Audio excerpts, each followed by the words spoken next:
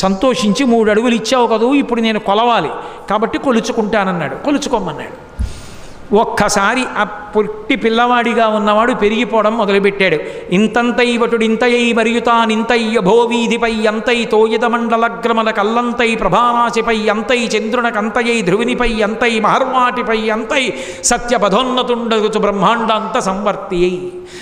అసలు పోతన గారికి ఆ పద్యాలు ఎలా పడ్డాయో శారద ఆవహించింది ఆయన్ని. అక్కడి నుంచి పెరిగి వెళ్ళిపోతుంటే సూర్యమండలం, చంద్రమండలం, నక్షత్రమండలం, ఆ పైన ఉన్నటువంటి బ్రహ్మలోకం ఇవన్నీ దాటిపోయి వెళ్ళిపోయాడు. అంత పైకి వెళ్ళిపోతుంటే ఆ పెరిగిపోతున్నటువంటి వామనమూర్తి ఎలా పెరిగిపోయాడో మనకి చూపించడానికి పెరగని దాన్ని, కదలని దాన్ని ఒకదాన్ని ప్రమాణంగా పెట్టి పెరిగిపోతున్నటువంటి వామనమూర్తిని మనకి చూపించారు పోతన గారు.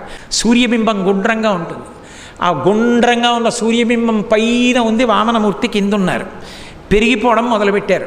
పెరిగిపోవడం మొదలు పెడితే రవిబింబంబుపమింపపత్రమగు ఛత్రమ్మయి గుండ్రంగా ముందు గొడుగులా కనపడింది. దాటిపోయారు. దాటిపోతే ఛత్రమ్మయి శిరోరత్నమయి తల మీద పెట్టుకున్న రత్నంలా అయిందంటే దగ్గరికి వచ్చేసింది. ఇంకా పెరిగిపోయారు. శ్రవణాలంకృతి అయి చెవికి పెట్టుకున్న ఆభరణంలా అయిపోయింది. ఇంకా పెరిగిపోయారు. గళాభరణమై కంఠంలో హారంలా అయిపోయింది. అంటే సూర్యుడు కిందకు వస్తున్నాడు, ఆయన పైకి వెళ్ళిపోతున్నారు. గళాభరణమై సవర్ణ కేయూరమై ఆయన మోచేతికి పెట్టుకున్న కేయూరంలా అయిపోయింది. కేయూరమై చెవిమత్కంకణమై ఇక్కడ పెట్టుకున్న కంకణం అయిపోయింది. కటిస్థలి ముదంచద్ఘంటయై నడువుకి పెట్టుకున్నటువంటి వడ్డానానికి గంట అయిపోయింది. నూపుర ప్రవరమ్మై కాలుకి పెట్టుకున్న అంది అయిపోయింది. పదపీఠమై పాదం కింద పీఠం అయిపోయింది.